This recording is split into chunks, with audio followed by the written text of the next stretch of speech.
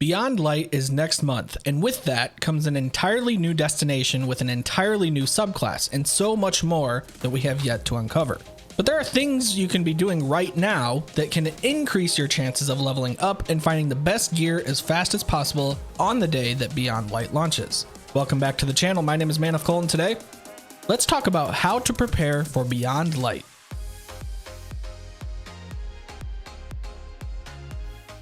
So, as I mentioned, next month, Beyond Light will finally be playable. And while there have been a few things that Guardians have been able to do to prepare for new content to drop in the past, I wanted to go over some of the things that I will be doing to prepare myself for all of this new content. And just a disclaimer, you by no means have to do any of this before the new content drops. If you are fine with going into Beyond Light with a clean and fresh slate, then by all means do so. This is just for those who are trying to give yourself a slight advantage in terms of leveling up and getting high level gear as soon as possible. In the grand scheme of it all, these tips will probably only save an hour or two of playing, so they're certainly not necessary by any means. With that said, let's get into the first tip, which is saving completed bounties. Some of you have probably already done this for past content or are even currently doing it for Beyond Light. But for those of you who haven't, here's a quick recap of what purpose this serves. Once you have completed a bounty on your quest tab, it will theoretically stay in there until you claim the bounty reward. So what people have done in the past is they have completed a whole bunch of bounties from Crucible, Vanguard, Gunsmith, etc., and collected all of their completed bounties in the quest tab until the new content drops. Once the new content has arrived, they claim the bounties and collect all of the XP that they reward. This helps to speed up the leveling process just a little bit because, like I said, it really only gives like a 1 to 2 hour boost, if that. And that's only if you saved a whole bunch. If you're really trying to max out bounties, then do them on all 3 characters. Yes, there are people that do that. I, however, am not going to be one of them. If you do plan on saving bounties, then there are actually specific ones that you should save if you plan on doing so. Weekly bounties grant the most XP, so saving as many of those as you can will give you the most bang for your buck, followed by daily bounties and then repeatable bounties. Another thing is to make sure that the bounties you are saving are not bounties that will be deleted at the end of the season. For example, some bounties will say something like expires at the end of this season towards the bottom. Just make sure you aren't saving any of those because obviously you cannot claim them after this current season.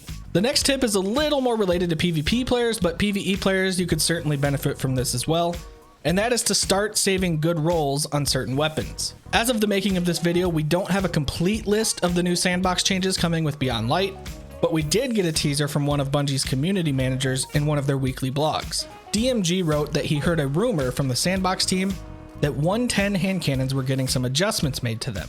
Now, whether they end up becoming the meta or they just become more usable, we will have to wait and see. The only thing that you will need to be aware of is when the weapon you are farming for is being sunset. It wouldn't be of much use to grind for a weapon that has a max light level potential of 1060, since that means it won't be infusable in Beyond Light. So make sure you are saving weapons that are still capable of being infused. Next, let's talk about saving materials. Some of the most sought after currency in Destiny right now is enhancement cores, enhancement prisms, and ascendant shards, as these are the materials you use to masterwork your weapons and armor. Initially, I would put more focus on collecting as many enhancement cores and enhancement prisms as you can. You can collect enhancement cores by doing the daily bounties from the Gunsmith, and by visiting Spider and trading in some legendary shards for an enhancement core. The only not good thing about this is that after you buy one from Spider, the cost ends up doubling after every one that you buy. So for example, the first enhancement core you buy costs 10 legendary shards. After you purchase that one, the next one you will buy will cost 20, then 40, and so on. This, however, gets set back to 10 after the daily reset, so you can keep visiting Spider every day if you are just wanting to spend 10 legendary shards for that enhancement core. In my opinion, the most efficient way to get these enhancement cores is to do the Gunsmith bounties, as you can get 4 of them in a span of about 10 to 15 minutes of using specific weapons. They're very easy to complete.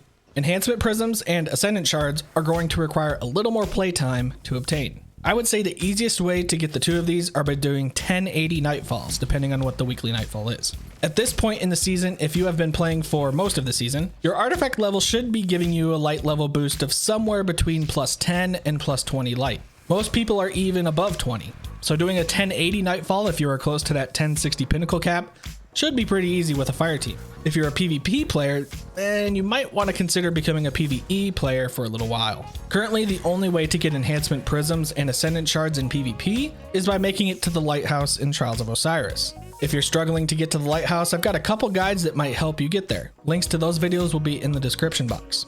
However, Trials is in a pretty bad place right now. Cheaters seem to be more present than ever before, and with the Trials player base being so low, you're more than likely going to run into higher skilled teams. My advice is to just tough it out in PvE. You'll probably have a much more enjoyable experience. Before we get into the last tip, if you enjoyed this video or found it educational or informative in any way, I would really appreciate you subscribing to the channel. We are about 130 subscribers away from 1,000, so any support you guys can give would be greatly appreciated. This last tip is more for the people who have already done all of the aforementioned tips. Maybe you're totally stacked up on bounties already, or maybe you have the maximum number of prisms and shards in your inventory in Postmaster, and you're wondering if there is anything else you can do. Well, actually, there is. If you are someone who has maxed out prisms and shards, there is a way that you can, quote, store some extra ones. You can do this by completely masterworking exotic armor pieces and storing them in your vault. Whenever you dismantle a fully masterworked exotic armor piece, you will get that Ascendant shard back. So in the case that you run out of Ascendant shards at any point, you can just pull out one of those masterworked exotics and dismantle it. As I mentioned earlier, this is really only for those people who are already maxed out on prisms and shards. Otherwise, I would just save up as much as you can. I wouldn't bother infusing any more weapons or gear to a higher masterwork unless you are working on min-maxing builds. So like I said, you don't really need to do any of these tips in order to prepare for Beyond Light. However, doing these things can give you a little bit of a time boost in terms of leveling up a little quicker. Again, if you found this video helpful in any way, consider clicking the subscribe button and turn on the notification bell so you know when my videos get posted. Thank you all very much for watching. A positive rating is always appreciated, and as always, we'll see ya.